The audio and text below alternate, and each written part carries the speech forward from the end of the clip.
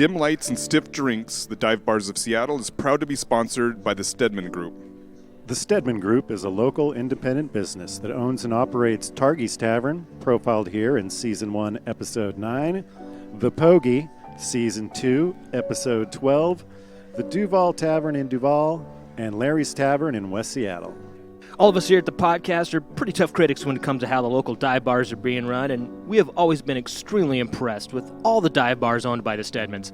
This is because all drinking establishments, especially those that have been around for a while, each have their own unique character and charm, and it's obvious when you walk into a Stedman's bar that you are devoted to maintaining that tradition. And for that, we raise our glasses and cheers. The Stedman Group, committed to preserving the legacy of dive bars throughout the Puget Sound region.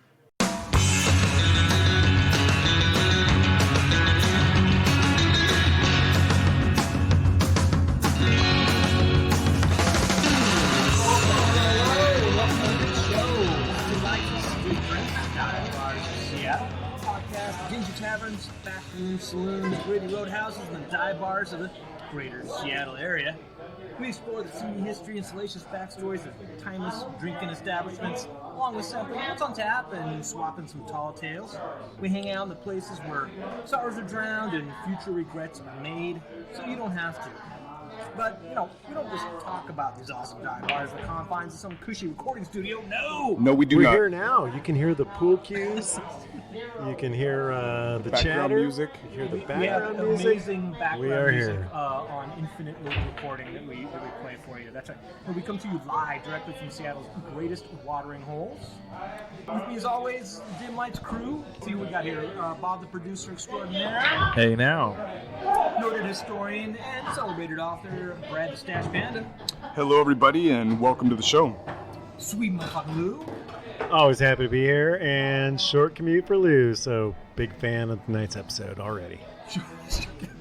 I can walk home, leave my car here, come back, Walking get it in the home, morning. Always a bonus. Yeah, always a bonus. Veteran move. And I'm your host for this episode, but I might need some help. I got nothing. MC, you got nothing. But Jeremy. Let's just go with that. MC nothing. MC, I got nothing. That's a statement in and of itself, so... And this episode, we are at Al's Tavern in wonderful Wallingford, kind of the northeastern neighborhood of Seattle. You can get into a little bit of the area and the history of this amazing joint, right off of 45th Avenue, just spitting distance from the University District and the new University of Washington. Great location, great bar, great neighborhood. And Brad, you want to tell us a little bit about the history of Al's Tavern? Yeah, we're here at Owl's, as you mentioned, on North 45th Street. We're across the street from that funky Taco Time, the weird architecture. Some people say it was designed by Rem Koolhaus. No, the guy that designed the Central Library. Oh, I think okay. I don't know if that's true. It's a Do you guys stack know? of glass, basically. Yeah, it looks Well, kind of like the library. There's also a White Center, a Taco Time in White Center that looks just like that. And the Taco Time in White Center, I heard, was the first Taco Time in Seattle. Oh, was So it? I wonder if this was maybe like second or right around the same time. Maybe. Because it looks almost the same. I totally believe it, because much like the Dick's episode we did at Tangletown, where Yep. the mothership of Dick's is here, this is, if not the mothership of Taco Time, mothership adjacent. Yeah, I would agree. I would agree. Yeah. Not the original, not the first, not the oldest, not the biggest, whatever. Yeah. One of the best well-known. Yeah, Because of that crazy architecture. it does have that weird architecture. And wasn't the Erotic Bakery like right next door here? Yeah, it's right at the end of the block. It Which has closed been down a gone while for ago. 20 years It's ago been or gone for a something. while. Yeah. Brad, But what I'm- is an erotic bakery? Tell the listener. Well, it's as the name implies, man. It's a bakery.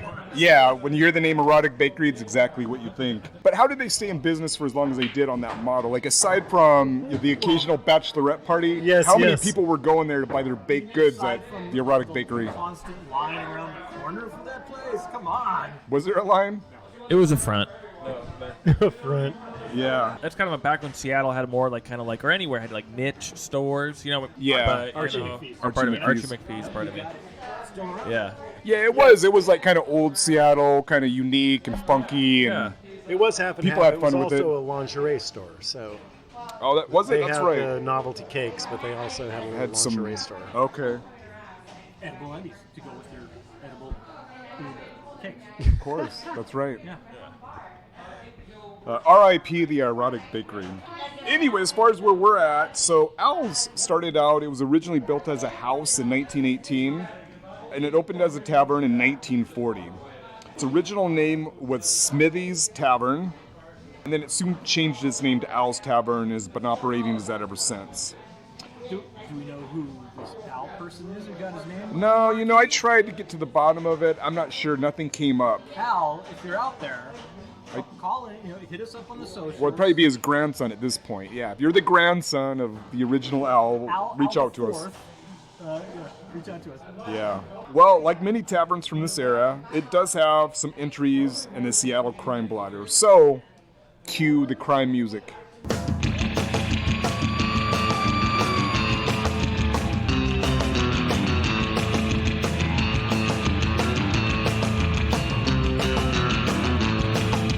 Okay, so in 1948, Al's was raided as part of a huge police crackdown on punch boards and illegal pinball machines. Punch Yeah, we've talked about this particular raid before. Yep. The police raided several taverns that night, including, and like I said, we've talked about these before, the Blue Moon and the Duchess Tavern. They were also raided on that historic night. Brad, Down the street. you might have to refresh our listener on how a punch board works. Yeah, so back in the day, the punch board was kind of like the precursor to the modern pull tab in a way. It was an actual board, usually sometimes made of cardboard, and it had these little kind of cutouts in it with tops that you would punch through, and when you punched through, there was usually a number or something underneath, and if you got the right combination of numbers or punched, a certain something with a star or something like that, you could win prizes or money. It's kind of like a sheet that's got a bunch of pull tabs on it, all connected together. Yeah. Like, but you punch instead of pull. Yeah, it was like, I guess I would compare it to a scratch-off ticket. You would scratch off, you didn't know what was underneath, and it was like that with punch boards. You'd poke through and you weren't sure what was underneath. But there was supposed to be a winner guaranteed on every board. So once it starts getting narrow and no one's won, right? Well, when they say a winner with everyone, like something like maybe you can win some peanuts from the bar or something, nothing. But as far as actual money, yeah, not all the time. But they were very popular. They were illegal because they were considered gambling. Same with pinballs. When they raided Al's Tavern, the owner was arrested. I assume Al himself, maybe, after they found a bunch of punch boards in one of the back rooms. Yeah, it was in all the papers. It was a big raid. In 1964, we have a crime story that has become a little too familiar to this show. It involves a cat burglar and a safe. So we got a twofer. We got a 2-for-1. We got a cat burglar and a safe in one story. Not like the Deluxe Barn Grill where he tied the guy up and took the safe out in the morning, put it on a flatbed truck. No, this was more of an overnight operation. Okay. Cat burglar got up on the roof, 3 in the morning after everyone had left. Place was closed down. Found his way through one of the skylights, shimmied down using a rope into the bar, cracked the safe open, and made off with $800. Little Mission Impossible for 800. Yeah, cat burglars are pretty cool. Safe cracking's Well, so he opened the safe. You managed to open the He safe. didn't take it out like the guy did at Right. Deluxe. And No. So you gotta wonder, did he actually crack it, or? Oh, yeah, inside By all job. reports, he cracked it. he brought his stethoscope. Yeah, he bought a stethoscope, listened to it, got the right combo. Pictures of him using the stethoscope. Probably had, some picking tools and stuff that he used, and then I assume he shimmied back up the rope with the loot and was off in the night. So, yeah. So kind of props to him in a way. That was a smooth cat burglary Clean operation. getaway. Smooth operation. I like to think this is not the last we've heard of this man. A lot of our dive bars in the future will hear about the We'll hear anonymous about a random cat cat burglar burglar. that Yeah, probably the came same in guy. and looted him. Yeah. There was a lot of them Sounds in the like he had it 50s down. and 60s, it seems. A lot of cat burglars, a lot of safes. All the rage back then. All the rage all back then, yeah. Everybody wanted a piece of that. Yeah. Before Bitcoin. Before banking. Currently, Al's is owned by Max Genero. Who owns, we've done Max Genero shows before, right? Yeah, do you guys He owns remember? Hatties. Listeners will Hattie's recognize hat. his He name. owns the smoke shop. The Smoke Shop, and the Sunset Tavern. Nice. Right on. So, which I would like to record an episode at the Smoke Shop. So I'll Yeah, have to both reach out of those to are Max. perfect Yeah. candidates for. And we just appeared in a newspaper article about Max that the Seattle Times did, kind of talking about Ballard's Dive Bars, and Max was kind of the featured profile of that article, and deservedly so, and I was interviewed as part of that, so Nice. no pun intended. Keeping Dive alive. Thank you, Keeping Max. Dive alive, yep. Also, one of the things that Al's Tavern has become known for is having some really talented musicians, either having worked here in the past or still working here. And that includes noted bartender Dean Johnson, who's developed a local cult following of dedicated fans. I admit I hadn't really heard of him before I started researching our episode tonight. But once I did, I was like, I should check out this guy's music, because what I was reading about him sounded pretty cool. And I got to say, I've become kind of a fan. I went down his little musical rabbit hole, and yeah, I like his music. I'm not sure what you'd categorize it as, kind of like Americana. alt country, Americana, Yep. folk, maybe even. Kind of the singer-songwriter, a man and his guitar, which I always like. Yeah. But it's a great story, too, because he's also like Ray LaMontagne or Yeah. Bill Withers, like a guy who's an adult who breaks through after he's, had a couple kids and worked a bunch of jobs. He's not 20, he's 40. Right. That's a good point. Yeah. So it's kind of a cool story. And as far as I know, he still works there. Is that correct? Yeah. Have you talked to him, Lou? No, I talked to Milan, the bartender, on Saturday. Oh, okay. Well, apparently he's like, the customers love him here. He's known to like occasionally pull out his guitar and sing songs for the customers. So, he's so he's a much beloved bartender here at Al's. And I can understand why. So I'd recommend, if you're listening to this episode, check out his stuff on Spotify or YouTube or whatever. And he's a good musician. I really dig his stuff. Yeah, overall, Al's is just kind of a classic and quite pleasant neighborhood bar with many elements that make it such a cherished place. You have friendly bartenders. I'll vouch for that. The guy that just served me my beer before we started recording, definitely a good guy. Bartenders that will break out into song. Rainier is sold here in ample amounts. Jeremy, you're going to talk a little bit about that in your segment, I know, but it's the number one beer sold here. And Brad, remember to remind the listeners, how will you pay for your beer at this place? Oh, yeah. So Luke came here, handed the card over, and had to be reminded cash only. And, it was a little embarrassing. The door with your credit card, asshole. Yeah. So it's cash only. Don't pull a Lou and pull up with your card. Right, Lou? That's right, but it's a black card, bitch. It's good everywhere. No, actually that Not was here. me. But I like to use Lou as a scapegoat. They got good pool tables here, and the really cool murals on the wall. Did you guys notice that? Kind of like maritime theme? Really cool. I always dig a good mural. Hattie's Hat, another one of Max's establishments. I wonder, is it of course, the has a same- really awesome mural. Little Red Who the Hen. artist is, if there's any. Yeah, that's a good question, Bob, about who the artist is. I'm not sure. It could be. It looks like they've been here for a while. Yeah, and I don't see any signatures on any of them. There's like No. 3 or 4 of them along the western wall there, but They're old huge, enough that there's old, like and they're awesome. There's some nicotine a on good them. quarter-inch of nicotine film on. Yeah. Catch a buzz if you lick it. Yeah. And I'm sure each one has a story. You've got like Native Americans on a boat with a whale hunting trip, which is pretty controversial, but I'm sure it's got a story behind it too. And it's Yeah. like a little Fishing village kind fishing of deal. village from the turn of the century and all sorts of cool shit. Yeah, it's a cool place. So yeah, it's just kind of a simple and classic neighborhood dive. What do you guys think about all that? Could you start it again? I it's kind of spaced out for a second. Okay. But yeah, you nailed it perfectly. I mean, what is the sign above the pool? There's a lamp hanging above the pool table, and it says pool. Yeah, it's like an old, bar fixture, probably from the 70s or Stained so. glass. Even the menu over the bar, it looks like something from an old concession, like an old diner/concession booth. Pretzels, potato chips, pickles. Corn dogs, I think you can get corn dogs Anything here. you want in a good dive bar. Yeah, Oh, yeah. typical classic We, bar fare. Bob had the munchies, and he was like, "Oh, hey, I'll take a corn dog." And he's like, "No, we don't have food. Oh, they're out tonight? It's a ruse. We have it on the menu." If you don't want pickles, then get out. Yeah. It's a good point. This is one of the smaller joints we've been to. Maybe not the smallest, but it's a fairly small place, all tucked in, kind of a long, kind of like the long, Yeah. almost like the Pogies, a little wider, but it's very reminiscent of Pogies to me for, sure. for the interior. They barely squeezed in a solitary pool table. And I'm sure the L-shaped bar. I'm sure that's the original one. It looks like it is old school. And it has a cool bar back too.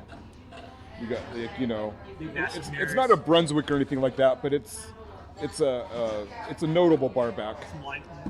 Some solid wood cabinets back there. Yeah, mirrors and stuff. Yeah, and when you say it opened in the 1940, right, Brad? Yeah. I'm pretty sure everything here's been here since 1940. It looks like it. Even the booths. And, yeah, the vinyl booths are pretty awesome. I mean, Yeah. we were sitting here in a corner vinyl. If you ever go into a dive bar and you get the opportunity to sit in the corner vinyl booth, that's the hot spot. Yeah. That's That's where right. you want to go. That's some comfortable sitting. Yeah, that's a great. We're in the corner vinyl. And High-backed. This vinyl definitely looks like it's been here since like the 40s. Yeah. Tufted black vinyl. Classic. Yeah, it's perfect. Classic stuff. Yep. Well, should we get into what we're all drinking here? Well, funny you should ask, Brad. And before I say what y'all drinking, Yes. I do want to talk about what's on draft, because that's always kind of fun. Okay. Right? Let's talk about that. The very, very typical dive bar for the last 4 seasons that we've been at. We've got 8 beers on tap, which is about the average. Yeah, I would say so. Places have been a little bit less. Yeah. A couple places have some more, right? But what's fun is this place not only has 8 taps on a fairly old big ass brass stock for the serving handles, but it's also got a tap list on the back of the wall, which I always appreciate because my eyesight sucks and I can't barely read the tap handles, right? But we've got a list of everything that's on tap, but with a big, huge piece of tape is covering the first tap. And you mentioned, Rainier, very popular beer at Al's, but unfortunately, no Rainier on tap right now. Big ass piece of tape over Rainier, and substituting PBR, not Pabst Blue Ribbon, but PBR written on the tape, which has a whole backstory behind it. Like, we are right in the middle of a Rainier famine, and this is, I was going to say, it's a Northwest kind of thing, but this is nationwide, globally. There is draft Rainier shortages across the country, and Al's Tavern, unfortunately, is hit pretty hard by that. Like many establishments that we've been to, Rainier was one of the most popular beers on tap. But I would say Peeber's a good runners-up. Sure. Yeah. I'm sorry, Jerry. What's the difference between Pabst and PBR? Nothing other than the fact that it says PBR on the tape. I think it's great. Yeah. Nice. They didn't write Pabst Blue Ribbon. They just put PBR. Somebody knows what the fuck that is, right? Well, that's how people refer to it, I would say. Totally. PBR. Yeah. PBR Red Team. I'm going to buy a case of beer for that. PBR.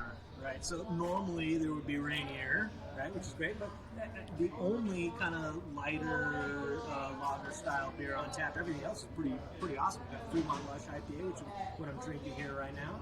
Silver City Radio, which I believe you're drinking, Brad. Yes, It's good. delicious. I had a sip of that. Fremont Sky Kraken, which is a fairly popular beer at a lot of the dive bars we visited, especially last season. Right? Yep. We got a Seattle cider. Very, this is Pacific Northwest after all. You got to have a good cider on tap even at a dive bar. Yep. The Freem Pilsner, That's what I'm having. which is delicious, a little more unusual, but we have been to a couple of dive bars with Freem on tap, so that's kind of cool to see.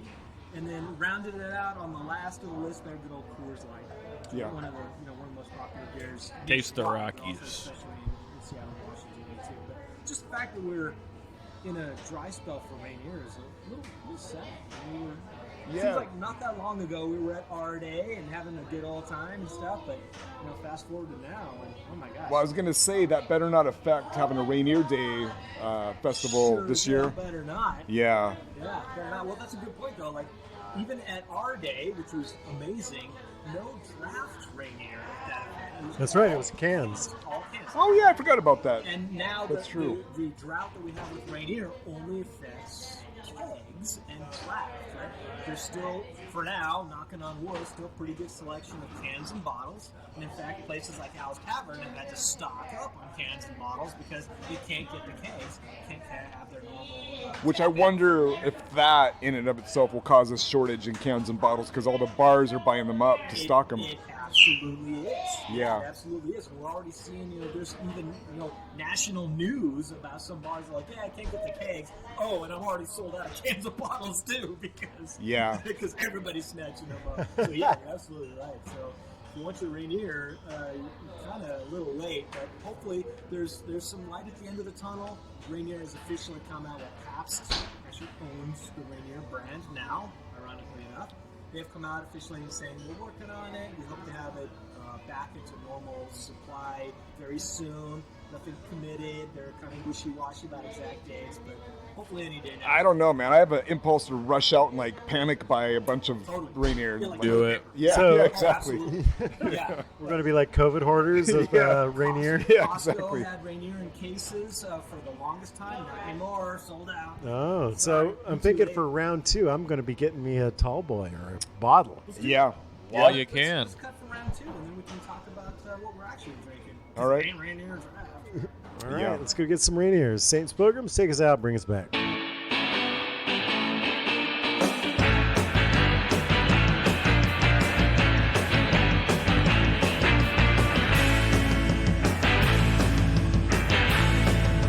I think We are hot. We are back for round 2. We're back with a vengeance. That's right. And I'll kick off with we're drinking. I swapped out from round 1 to Fremont Brewery's Sky Skry-Scrack-Scrin?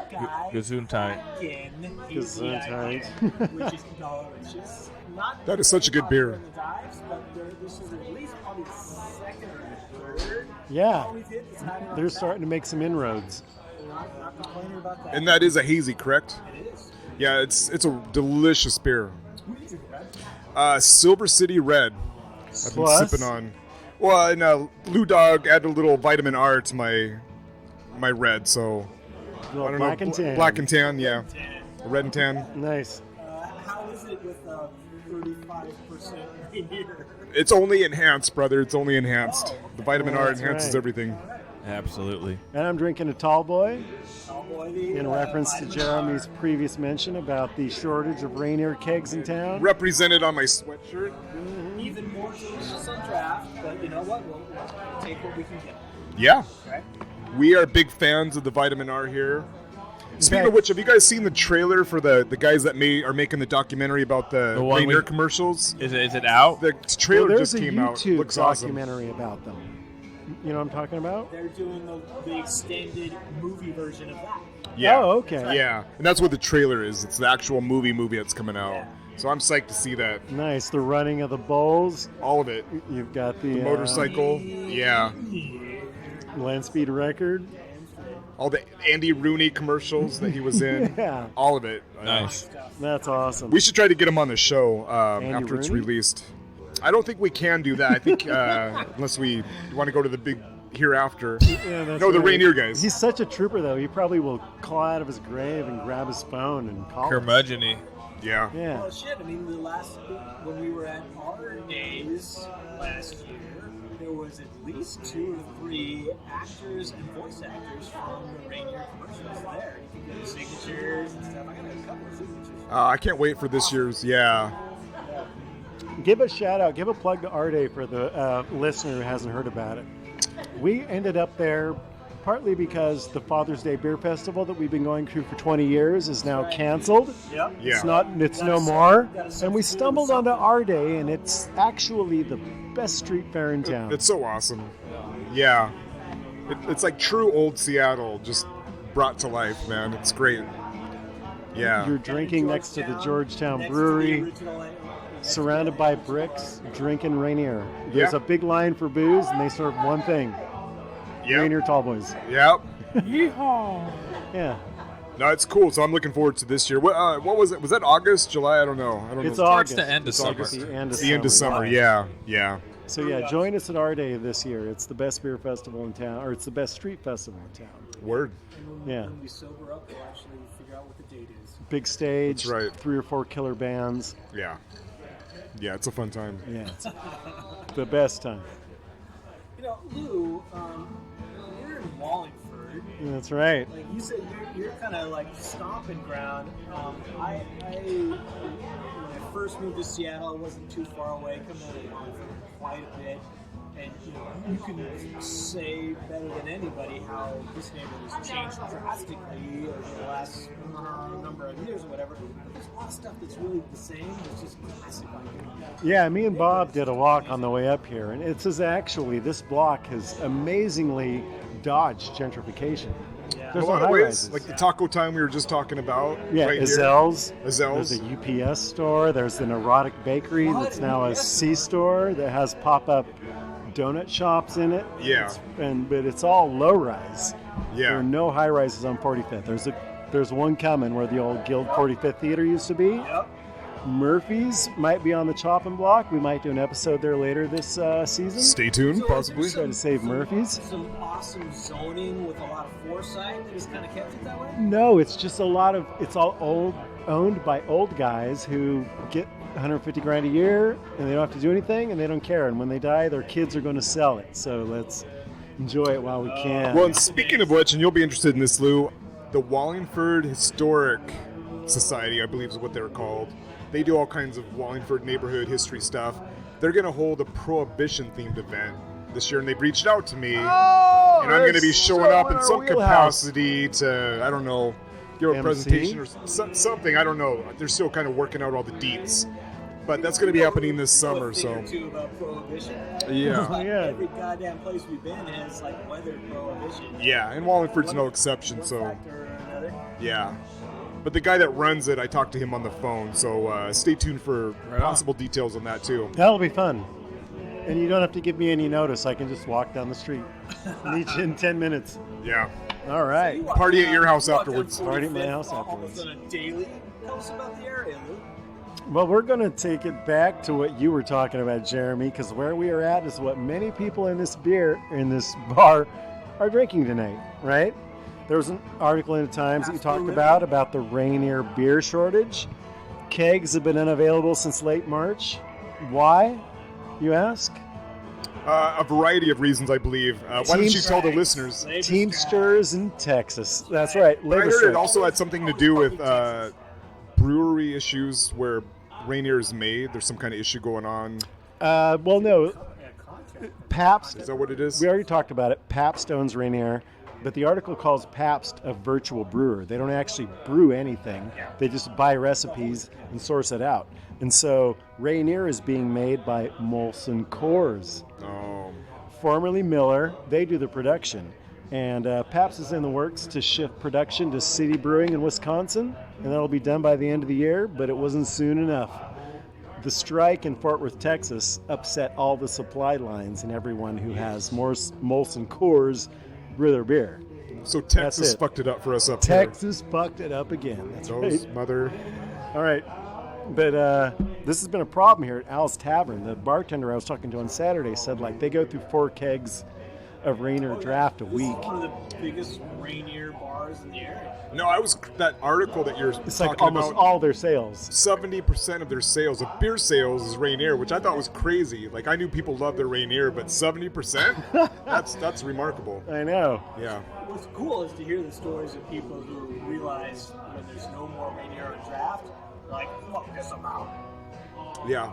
But it's like, sorry, buddy, you ain't gonna go anywhere else and get it because it's national shortage here. That's right. But for now, the cooler is stacked floor to ceiling with tall boys and Rainier in bottles, and they can't keep up with it. So it gives us an opportunity to talk about Rainier beer. That's Thank were God we're we at. got one, Lou, 'cause you might have gotten one. I do. I have a tall boy. A very brief history. I got to recycle this from the Rainier beer episode that we didn't do because we were so busy having a good time. In 1854, A.B. Rebison, did I pronounce that right, Brad? Yep, I think so. Opened the Washington Brewery just 3 years after the Denny Party landed in 1851. So they didn't wait too long to get to serious beer Before production. Washington was even a state. That's right. Still a territory. They renamed it Seattle Brewery 20 years after that, and then in 1878, they introduced Rainier beer. And in 1888, Rabeson sold it to Seattle Brewing and Malting Company, and that name's still on the bricks downtown in Georgetown. Yeah, that's the history. But you might ask yourself, Brad, what is Rainier? What do you think of when you hear Rainier beer? Well, Rainier beer to me, I'm a Rainier beer collector. It's near and dear to my heart. And to me, it's why I like it so much isn't so much of the beer itself, it's what it represents. It's like old Seattle. Like if you were to put old Seattle and like give me the best symbol for old Seattle, it's the Rainier R. All you got to do is see true. that red Rainier R. Anyone boom. who's driven into town or driven out of town, boom. Yeah. Giant red Rainier R Yeah. looking at you. Yeah, that's Welcome the to best Seattle. symbol. Exactly. R. That's So I'm Seattle this. right there. Yeah, more than the Microsoft symbol or anything like that, the Rainier R. Nice. Bob, what's your Rainier? A nice, clean, crisp, refreshing beverage. Nice. Well, let's see what the beer aficionados have to say about Rainier. Well, let me interrupt. Okay. I didn't give you a turn, Jeremy. What's Damn Rainier straight. mean to you? I'm with Brad, right? It's the R, right? Because you and I have both been through the original R When it was which still up. Pretty cool. Yeah. When it was there, it's like you didn't. I mean, you knew it, you saw it, you thought it was cool, but you didn't think that much about it. When you drove by, you smelled it. Until it was gone. Exactly. Yeah, exactly.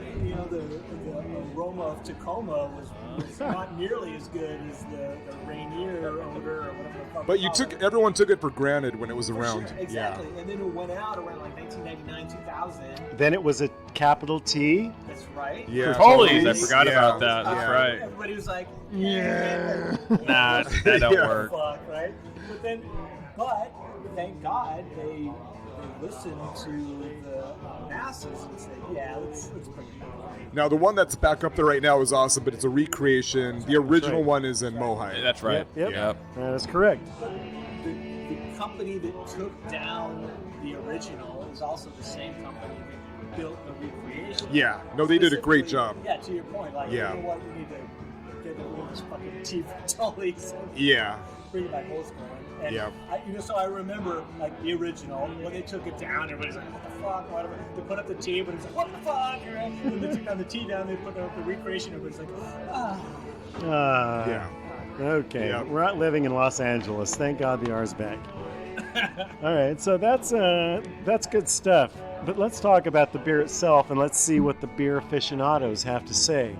On the great website Beer Advocate, Nice. Rainier is given a score of 66, which is Okay. similar to a homework score of 66. It's bad. Okay. It's bad. Forget that score. Let's see what the people are saying who are actually drinking it. User Beer Shrine from Idaho says a 30-pack at Winco is $17 out the door. Best price beer, period. Better Miller Lite and all the rest. Just don't have too many in a row.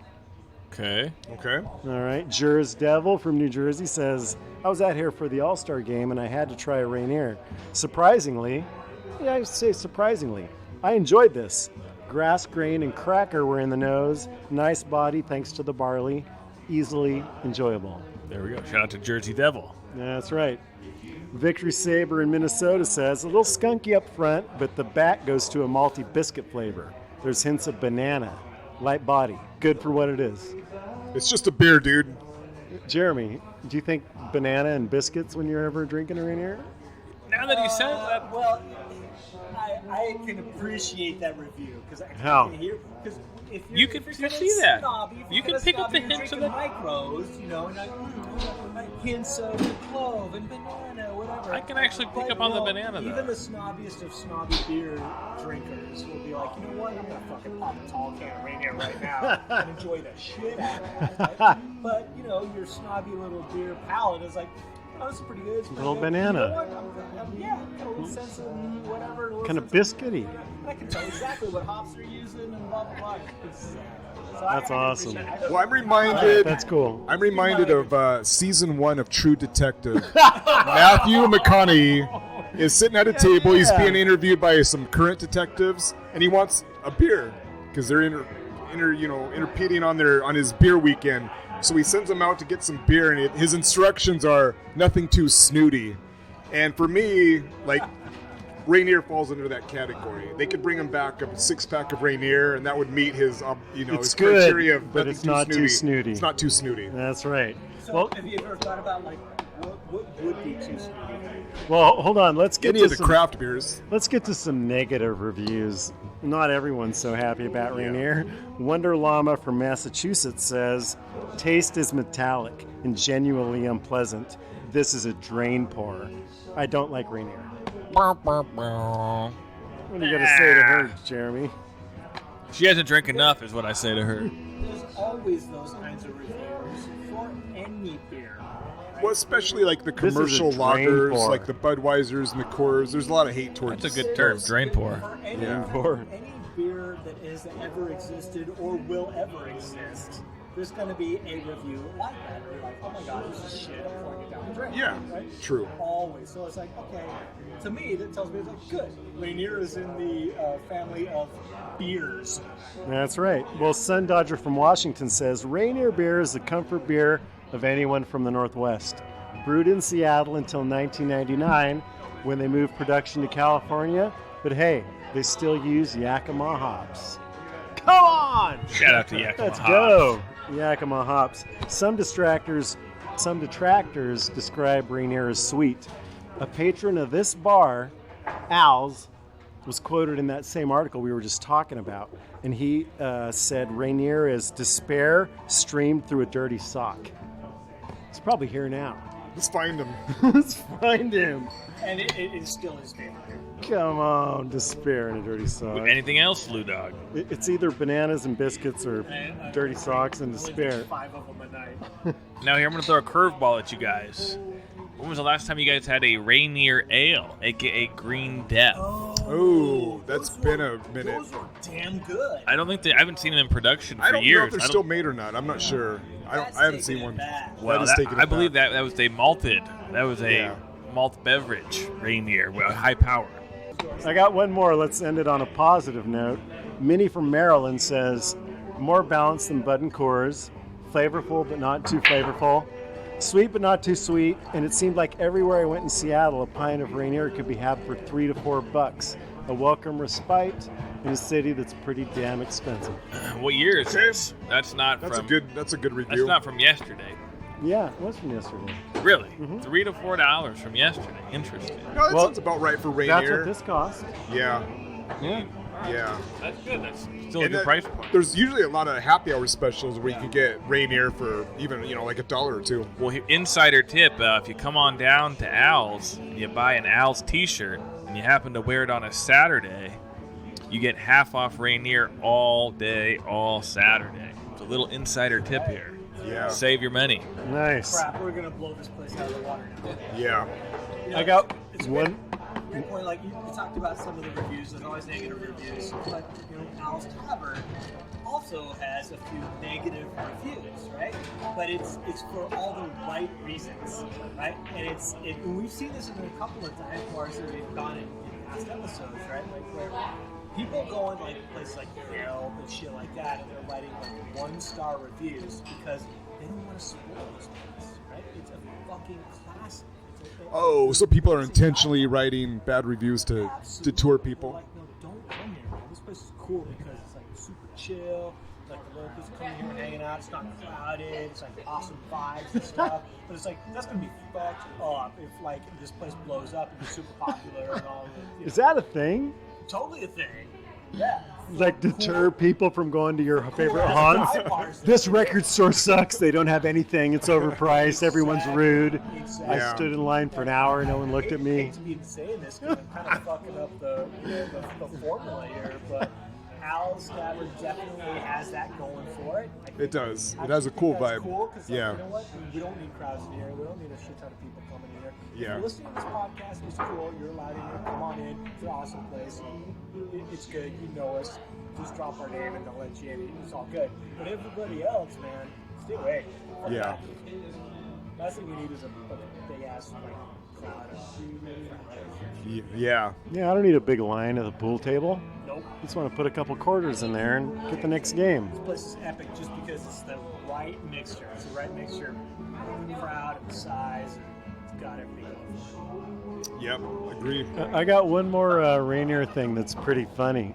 It's rep Rainier with the early days of commercial brewing when advertising was not regulated, so you could say anything you wanted, right?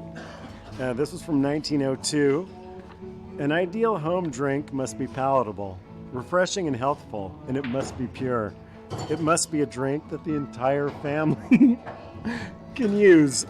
Rainier beer is such a home drink. It is good for both women and child, has medicinal purposes, and is as pure as good material and workmanship can possibly make it. It's a health tonic. 1902. Yeah, give it to the kid, give it to cure-all. your wife. The baby's fussy. Give him a Rainier. You need a little something at work to keep you going through the second half. Have that at lunch. Chase it with a cigarette. Well, that's kind of how it is in Europe. I mean, if you go over there, they start them out young. That's right. I mean, that kind of goes back to though when the water was shit, right? It wasn't like potable, and then that's why you kind of had these low alcohol Oh, beverages, it's like right? healthier to drink alcohol Yeah. than That's I think where I don't know. Maybe it water. kind of still stemmed from there. I always heard Jägermeister started out as kind of a health tonic that obviously had alcohol, and then it just kind of spread, and people started drinking it more recreational. Partying down. Yeah, Yeah, for sure. nice. yeah. Fucking Jaeger.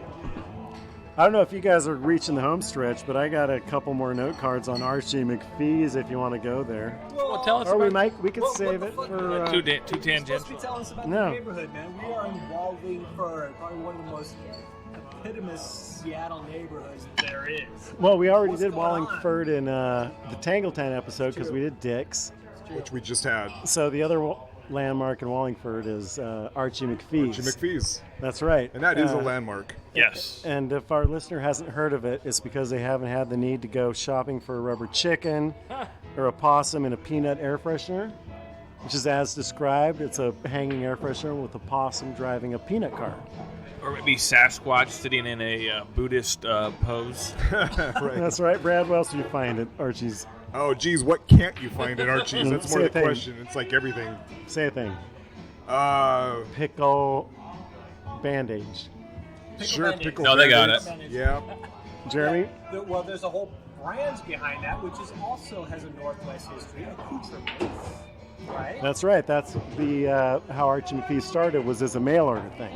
So pickle candy canes, a yodeling pickle to hang on the Christmas tree. It's like the kind of toys you used to see sold in comic books, like in the back pages, all those weird novelty toys. Swiveling hula girl to go on your dashboard. Yeah, and like all the wind-up toys, the jaws that Yeah. open and close, the wind-up nuns breathing fire. It's a novelty I shop. think I have a remote control punching nun. Yeah. Like, That Yeah. is awesome. That's very Archie McPhee. That is yeah. awesome. I have fingerless gloves that look like white BVDs, Yeah. like men's briefs, fingerless gloves. Yeah. You get one use out of them. classic. Yeah. Yeah. Never goes out of style. It's a novelty shop on steroids, and they design most all their own stuff. In-house, yeah. Yeah, so the librarian action figure, Oh, yeah. they do that. Super Brief History started as accoutrements, Jeremy, you just mentioned, and then they opened their brick and mortar in '83 in Fremont. Called it Archie McPhee after his wife's uncle, and it moved to Ballard for a bit. Remember, it was on 24th, and they had the home store, Archie McPhee's, where you could get the chair that looked like a big hand. And Yeah, right. some lava lamps for your house. Now it's in Wallingford to stay. So shout out to Archie's. It became a popular tourist destination and cool enough that the launch for Ben and Jerry's Wavy Gravy was at Archie That's McPhee's. right. That's Whoa. a very influential band and store here exclusively in Seattle. There was talk at one point at the height of Archie of syndication out, like other Archie McPhee's outside of the area, and plans that unfortunately fell through for weird reasons. But almost like here at Al's Tavern, like maybe they should have some negative reviews for Archie McPhee so it doesn't get too big. Right? Yeah. Would that ruin it? Would Yeah. that ruin it? If there's an Archie McPhee's over in New Jersey, was like, No, we want to keep it. We want to keep it ours. Yeah, J-Dog, can you make some chat That's right, bots? but it's not ours, guys. Bad news. Because let's get right to it. If you're not even from here and you don't know Archie's, you know the horsehead mask. Brad? The what? The horsehead mask. Another. I didn't know classic. about it, but did you know? It's their most famous novelty item, and you guys can picture what I'm talking about. It's like a latex horse, Yeah. covers the entire head, Yep, looks like a horse. Shout out to the horsehead drummer on YouTube. Have you seen Yes, him? Yes. exactly. Yes. They have others. They have the praying mantis. That's actually my favorite. What about the kitty The cats? kitty cats. Which have but now- the horse caught on, and started with the horse. it's kind of a realistic approach. A horse with a mane and a dumb expression. He's kind of like, Yoop. And Archie themselves describe it as such. A person wearing a horse head mask looks downright disturbing. And it became a meme, though, because in a good way. in 2001 it appeared in Crying at the Discotheque, a music video by Alcatraz. Does this name mean anything to you, Bob, resident DJ? No. Okay, in 2003, the Japanese anime Full Metal Panic. And that mean anything that... No. Okay, they introduced a character, Ponyman, who was a horse-headed villain who pursued schoolgirls with a hairbrush. Cultural divide, I understand. But anyway, people who liked the show went online to buy horse-head masks. So they've just been and they selling them like found crazy. Archie McPhee's. Where are they gonna get 'em? Cha-ching, cha-ching, cha-ching, cha-ching. That's right. And so Ponyman kept cropping up, and the thing that really pushed it over the top was in January 2008. None of us know any of these people. A performance artist named Woe Taken. Brad? Nope. Jeremy? Bob? No. Woe Taken filmed himself picking, cooking, and eating psychedelic mushrooms completely naked, wearing the horsehead mask, and dancing to the Final Fantasy Sounds like soundtrack an early song, 90s Seattle Public Dancing Access. Mad. Oh my god. Getting a little obscure here. Yeah, that's pretty obscure. Not that I Well, have you guys complaining or anything, but have you guys heard of President Barack Obama? yeah. In all right, for the coup de grace in Psychedelics or horsehead? Where are we going here?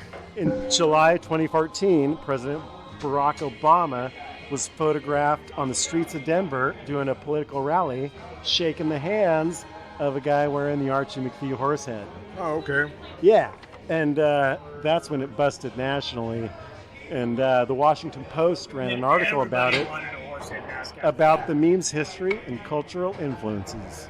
Well, you know, if you Archie's want, horse head if mask. you want to meet I don't know Barack cards. Obama, you should come correct with a Archie McPhee horse head mask. Yeah, I'm not sure if the Secret Service has a good sense of humor about some Yeah, probably not. guy in a horse head, you know.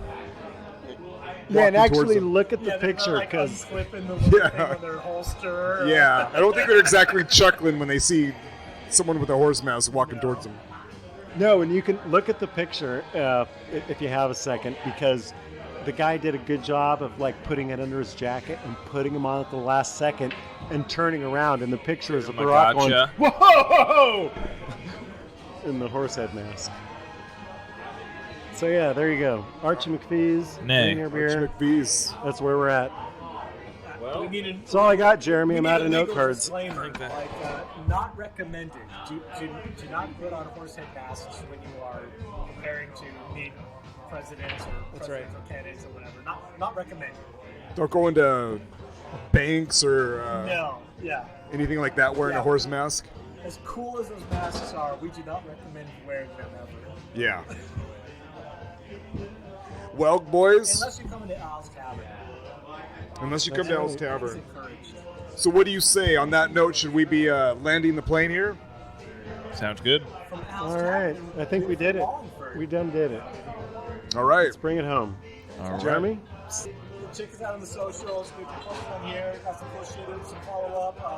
Our days, we'll have some follow ups on there about coming up for 2021, whatever. And we'll see you next episode. Cheers, everybody. Until next time.